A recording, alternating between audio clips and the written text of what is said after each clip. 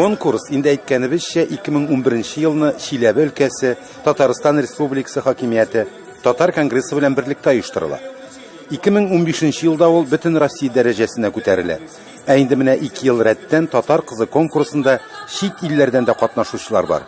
Дөрес, узган елларда йөзләгән татар кызы әлеге бәйгенең белем күнекмәләрен узды. Алар үзләре дә яннарындагы мөхитне дә үзгәртте дисәк дөрес булыр. Татар кызы бәйгесенә катнашырга килсеннәр дип әйтәм инде кызларга, чөнки бу үзенә бер шундый зур сәяхәт, татар иленә сәяхәт. Шундый татар кызы бәйгесеннән соң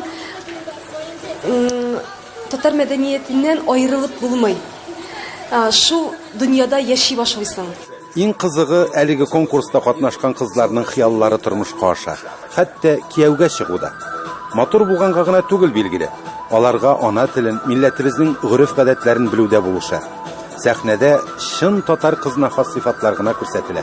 Татар телендә сөйләшү, осталык, тегү, чигү, милли ризыклар пешерә алулары барысы да исәпкә алына, күрсәтелә. Оештыручылардан да күп нәрсә тора. Нәкъ менә алар төрле